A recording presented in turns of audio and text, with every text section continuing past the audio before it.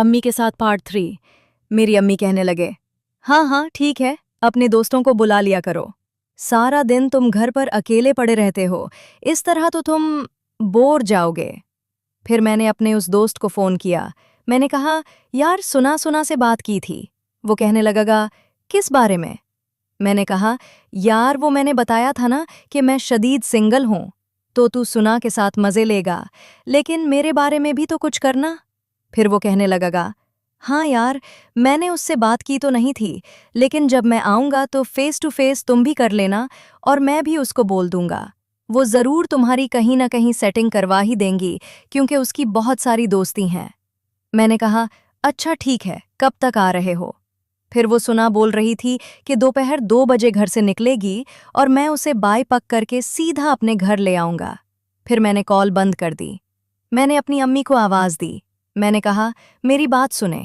मैंने कहा, मैंने आपको बताया है ना कि मेरे कुछ दोस्त आ रहे हैं, तो कुछ अच्छा खाने को बना लो।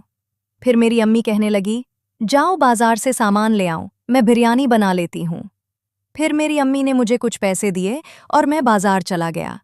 अम्मी का बताया हुआ सारा सामान ले आया हूँ और ये भी सोच रहा था कि मेरा दोस्त ना की है कैसे मिलेगा। और मैं ये भी सोच रहा था कि मोबाइल अपने कमरे में कहाँ जाऊं जहां उन दोनों को नजर ना आए। मैं घर आया, सारा सामान अपनी अम्मी को दिया। मेरी अम्मी किचन में चली गईं। मैं अपने कमरे में आया। अच्छी सी प्रिंटा और टी शर्ट निकाल के पहले तब तक दोपहर के 2 भी पहुंच चुके थे। मैंने अपना मोबाइल निकाला ही था कि मेरे दोस्त का फोन आया। मैंने कॉल रिसीव की। उसने कहा कि बाहर गेट के पास खड़ा हूं। मैंने जाकर दरवाज़ा खोला। मेरा दोस्त और सिंध दोनों खड़े हुए थे। जब मैंने सुना को देखा तो मैं देखता ही रह गया था। तो बहुत खूबसूरत हो गए थे। किसके हवाले बड़े बड़े नजर आ रहे थे। फिर मैं उन दोनों को अपने कमरे में लेके जा ही रहा था तो मेरी अम्मी कह रही हैं, रैनकूट बलोच में बताओ, हम बातें भी कर लेंगे। मैं ये सुनकर तो परेशान हो गया। मेरा दोस्त मुझे देखने लगा। अगर हम टीवी लाउंज में बैठ जाते हैं, तुम मेरा दोस्त जो काम करने आया था वो उसका काम नहीं हो पाता। तो मैंने अम्मी को कहा, मैंने कहा, मैं काम कर रही हैं, हमें डिस्टर्ब होगी, हम कमरे में बैठे हैं। हम जाके कमरे में पहुंचे थे तो मुझे याद आया, मैंने अपना मोबाइल तो छुपा के रखा ही नहीं। आप परेशान हो गया। जो मंसूबा मैंने बना हुआ था वो भी फेल न हो जाए। और वो दोनों कमरे में आ चुके थे और उनके सामने तो मैं मोबाइल छुपा नहीं सकता था। फिर मेरे दिमाग में एक तरकीब आई। मैंने तो यार, अभी हम टीवी लाउंज में जाके बैठ सकते हैं, क्योंकि अम्मी खाना बना रही है। हम खाना खा के फिर वापस कमरे में आ जाएंगे। मेरा दोस्त कहने लगा, अरे यार, मेरी उसे कंट्रोल नहीं हो रहा। मेरा तो काजा सोने का नाम ही नहीं ले रहा था। मेरे साथ बैठी है तो एक काम कर दो, बाथरूम में चला जाए और 10 मिनट नहीं जाना, मैं जब तक ये काम कर लूं। मैंने कहा, यार जल्दी किस बात की है, सजा भी। इन दोनों की बातें सुन के नजरें नीचे करके हल्का हल्का सा मुस्कुरा रहे थे। उनको भी पता था कि वो यहाँ किस काम की आई थी। लेकिन मैंने कहा, यार कुछ नहीं होता, ये तुम्हारी है और यहाँ से कोई भाग दौड़ जाएगी जितना दिल करे। ये नाम है, पहले हम खाना खा लें। मैंने अपने दोस्त को हाथ से पकड़ा और बाहर लाया गया कि हम टीवी लाउंज में बैठ गए। मेरी अम्मी कहने लगीं, हैं क्या हुआ? अभी तो कह रहे थे कि डिस्टर्ब होगी और तुम बाहर आ गए। फिर मैंने अपनी अम्मी को झूठ बोला। मैंने कहा, मैं वो कमरे में थोड़ी, सफाई नहीं है।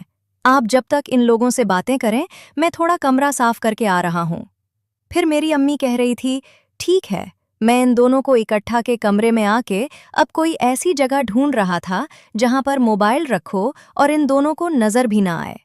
काफी देर देखने के बाद बिल आखिर मुझे जगह में ले गई जहां से यूं भी अच्छा रहा था और मोबाइल नजर भी नहीं आ रहा था। मैंने अपना मोबाइल अपसेट करके वो शो में चला गया। हाथ हुए और फिर उनको ज्वाइन कर लिया। तब तक मेरी अम्मी खाना भी बना चुकी थी। मुझे तुम्हारा ही इंतजार हो रहा था। ओ बैठो, मैं खाना खाती हूँ। फिर इस तरह कहने लगी, नहीं, खाली हमने तो खाना खाया हुआ है। मैंने कहा, ऐसे कैसे? मेरी अम्मी तुम लोगों के लिए कब से किचन में काम कर रही है, इसकी मेहनत जाया ना करो, खाना खा लो।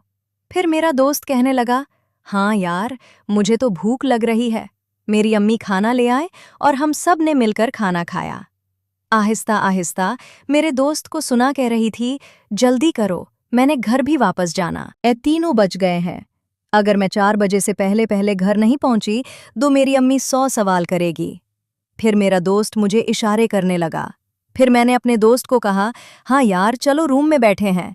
फिर मेरी अम्मी ने खाने के बर्तन समझते थे और हम लोग रूम में आते हैं। मैंने कमरे का दरवाज़ा लॉक कर दिया और फिर बैठने लगा तो मेरा दोस्त कहने लगा, मेरी बेटी कहाँ है यार, 10 मिनट का तो काम है। मैंने कहा मैं जा रहा हूँ। फिर मैं वॉशरूम में आया और दरवाजे बंद करके ऐसे ही खड़ा हो गया।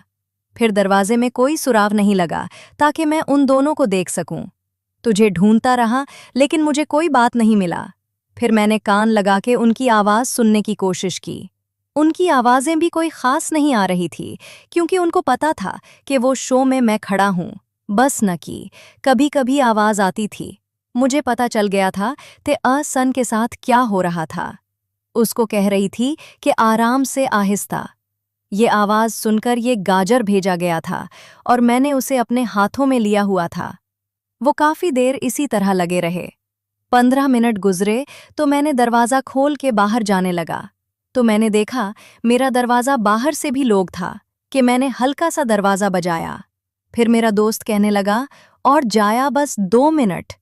परिंदों के अजीब सी आवाज़ में पूछा है। मैं समझ गया कि ये दोनों आउट हो चुके हैं। और फिर 3 मिनट बाद मेरे दोस्त ने दरवाज़ा खोला तो मैं चली गई। मैंने देखा मेरा दोस्त पसीने से भीगा हुआ था। मैंने कहा, क्या हुआ यार, इस तरह तुझे पसीना क्यों आ रहा है? वो कहने लगा, यार बहुत ताकत से वो काम किया है ना, और बहुत जोर लगाया है। और फिर मैंने उसे छेड़ते हुए कहा, मुझे पता है, मैं अंदर से सुन रहा था।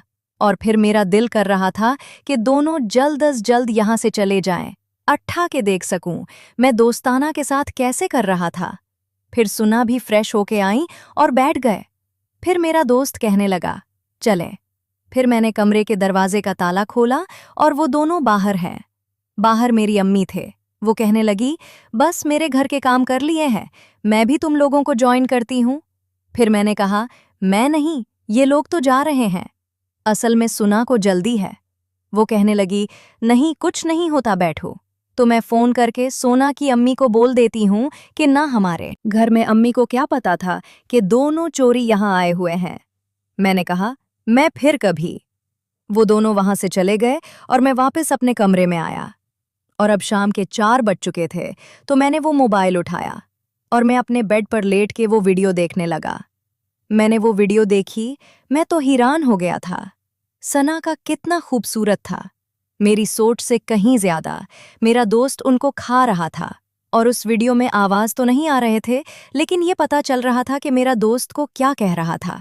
वो कह रहा था कि लली पॉप करो और सुनाओ, से मना कर रही थी। मेरे दोस्त उसको ज़बरदस्ती करने की कोशिश कर रहा था। वो वीडियो देख के मेरा दिमाग खराब हो गया था।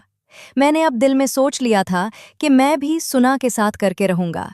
मेरा दिमाग तो कुछ और सोचने का नाम ही नहीं ले रहा था। बार बार मेरे दिमाग में नाराज था इस अंदाज से वो ये काम कर रहे थे। मैंने दिल में ठान लिया था कि मैं सुना के साथ ज़रूर ये काम करके रहूंगा, चाहे मुझे उसकी जितनी भी कीमत क्यों ना उठानी पड़े। काफ़ी देर सोचने के बाद शाम के 6 बजे तक मैं ऐसे ही पड़ा रहा है।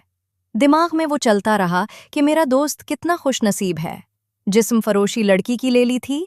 और फिर मेरे दिमाग में एक तरकीब आई। मैंने ये सोचा कि मैं ये वीडियो को भेज के उसको डराता हूँ, उसको कहता हूँ मुझे भी खुश करो। लेकिन मैं डर भी लग रहा था कि नहीं, मेरे दोस्त ना बनाते हैं। कश्मकश मेरे जहन में चलती रहे और फिर मैंने ठान लिया। मैंने बात की, बात बाद में देखी जाएगी। मैंने अपने दोस्त